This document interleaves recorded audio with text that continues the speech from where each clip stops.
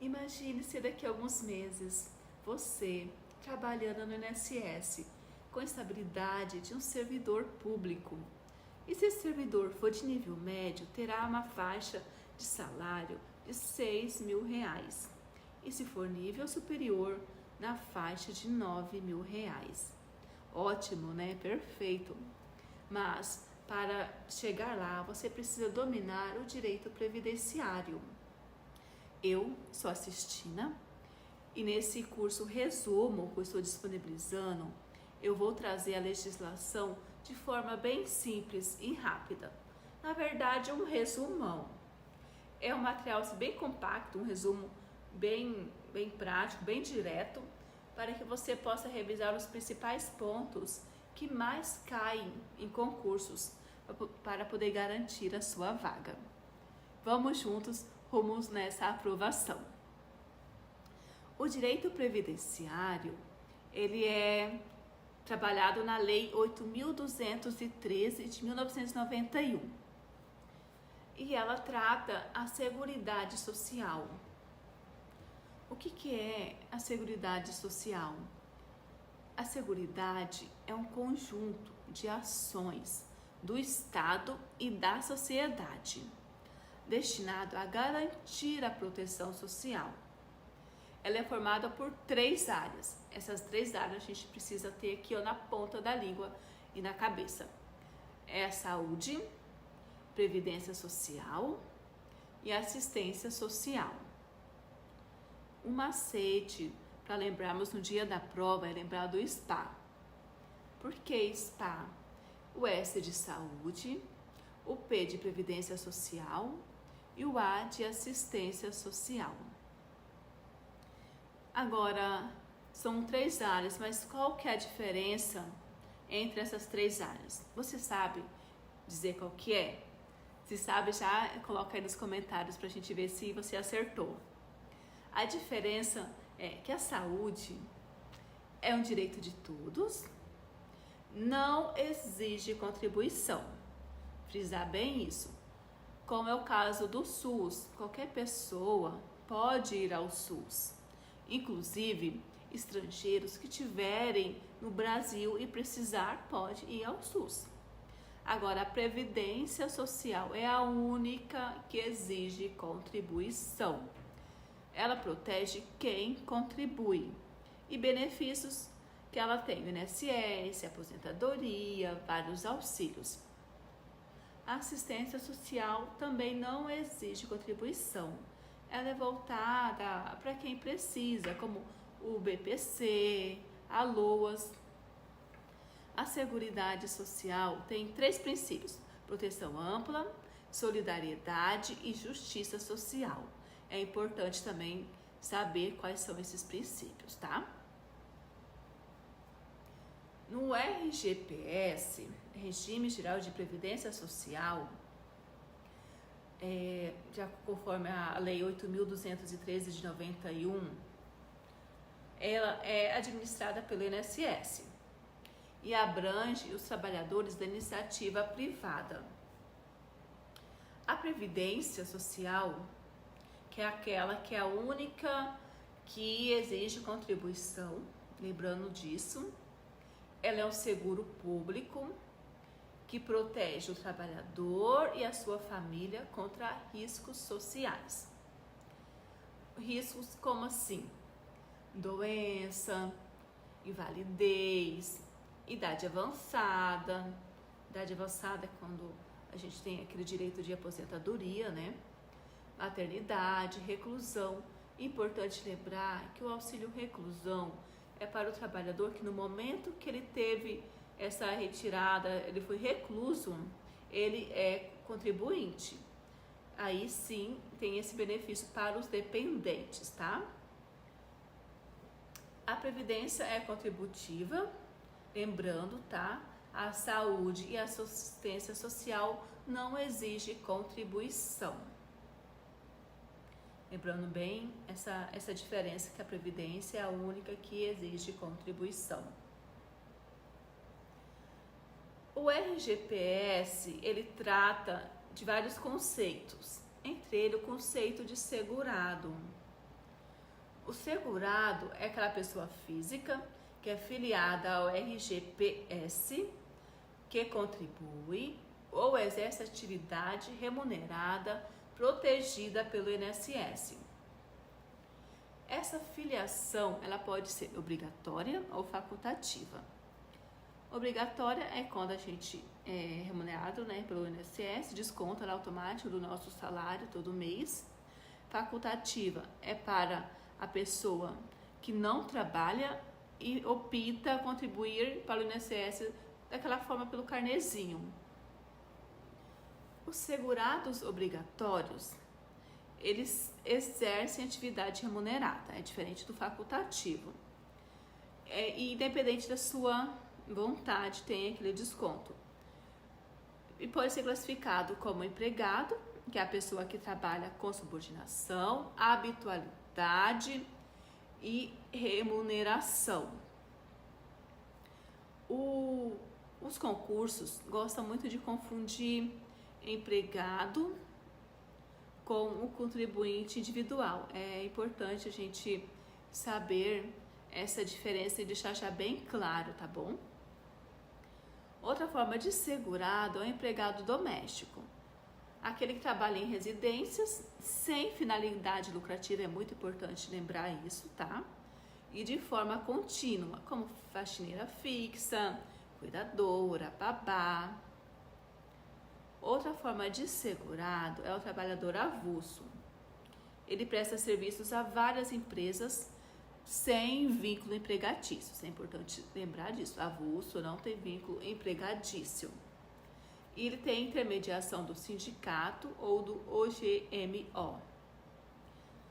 Um outro segurado é o contribuinte individual. Ele exerce atividade por conta própria ou sem vínculo, como por exemplo, autônomo, empresários, motorista de aplicativo, médico sem vínculo, MEI. Tá? É importante você lembrar também que empresário é contribuinte individual, ele não é empregado. O segurado especial, que é outra forma de segurado, ele é um trabalhador rural que exerce atividade ou individualmente ou em regime de economia familiar. Aquele trabalhador lá no sítio, na fazenda, que trabalha junto com sua família. E também não tem empregados permanentes. Inclui também nesse regime o pescador artesanal. Agora sim, a diferença com o segurado facultativo, que é aquele que contribui com o carnezinho. Ele não exerce atividade remunerada e opta por contribuir. Exemplo, estudante, dona de casa, quem está desempregado. Quem é optante pelo facultativo não pode trabalhar. Tá? Facultativo, contribuição pelo facultativo é a única forma para quem não trabalha de carteira assinada. Então, aí é facultativo que contribui com o carnê. Na qualidade de segurado, o conceito assim, bem clássico, que é aquela condição que garante o direito aos benefícios previdenciários, mesmo quando o segurado deixa de contribuir temporariamente. Então, ele é segurado enquanto contribui. Depois que termina essa contribuição, ele tem um período de graça que mantém esses benefícios mesmo sem estar contribuindo, tá? Em regra geral, esse período de graça são 12 meses. Alguns casos específicos pode chegar até 36 meses de período de graça. Lembrando que o período de graça é aquele período que ele parou de contribuir e continua sendo segurado do INSS. E esse segurado, ele perde a qualidade quando? Quando termina o período de graça, e quando não tem nova contribuição. Se ele perdeu a qualidade de segurado, ele perde vários benefícios, tá? Então, se não perdeu o período lá de contribuição, de que é segurado, então ele perde também aqueles benefícios do segurado do INSS.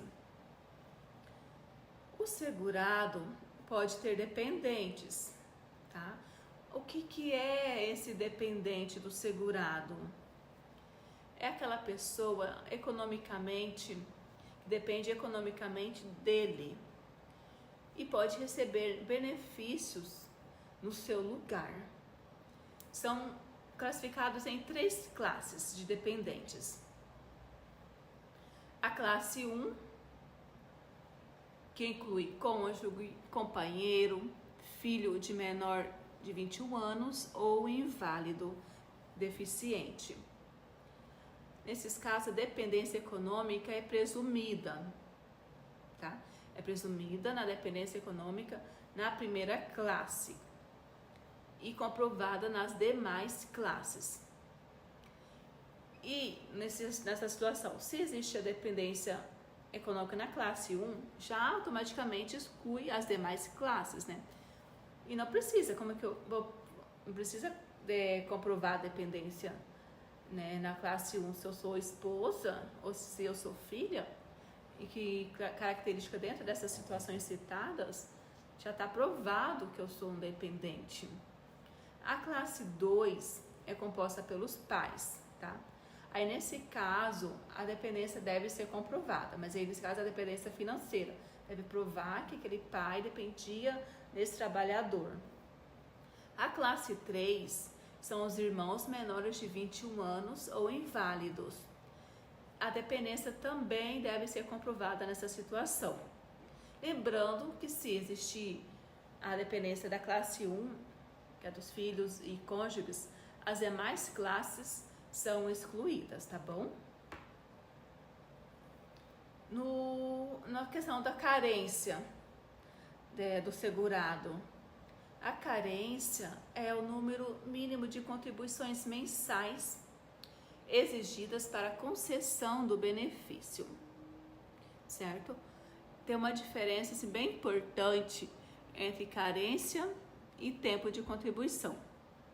O tempo conta todo o período trabalhado, o tempo de contribuição. A carência conta apenas as contribuições válidas. As principais carências do regime próprio de previdência social é aposentadoria por idade, auxílio por incapacidade e pensão por morte, tá? A pensão por morte não exige lá as 12 contribuições, como o caso do auxílio de incapacidade. Qualquer momento pode receber essa pensão por morte. Benefícios previdenciários também, tem os benefícios por incapacidade. O auxílio de incapacidade temporária exige carência, tem várias regras. Precisa da perícia médica, tá? É obrigatório passar por perícia médica. Agora, a incapacidade permanente é aquela capacidade de incapacidade total e definitiva. Também precisa de perícia médica e pode ser revista também. O auxílio acidente, ele é indenizatório. É para aquelas situações que tem a sequela permanente. Mesmo que eu volte a trabalhar, eu tenho uma certa sequela de natureza indenizatória, pode acumular com salário e não exige carência. Aposentadoria por idade. Na verdade não, teve aquela alteração, né? Homem 65 anos, mulher 62 anos, 180 contribuições, a regra geral, mas a gente sabe que tem várias situações para a questão da aposentadoria, várias regras. O salário maternidade é um benefício que dispensa a carência. E tem um benefício por 120 dias, para a questão de nascimento, adoção ou pegar guarda também, e a carência varia conforme o tipo do segurado. A pensão por morte, ela é paga para os dependentes.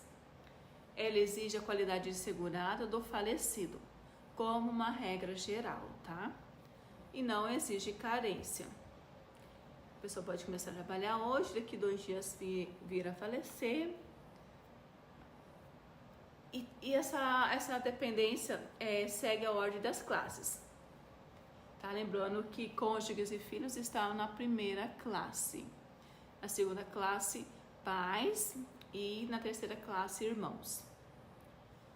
O auxílio reclusão. Esse é pagar aos dependentes. E tem que ser segurado de baixa renda também. Ele não é pago ao preso. Depende do preso, mas o preso, no momento que teve essa reclusão, ele era contribuinte. Acumulação de benefícios não pode acumular 2 aposentadorias, mas pode aposentadoria e pensão como vias de regra.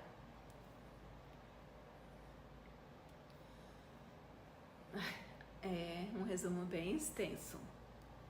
O decreto que regulamenta a Previdência Social e detalha lá na Lei 8.213, ele classifica e exemplifica a questão da concessão, da manutenção, da suspensão, da cessação, da perícia médica e os procedimentos administrativos.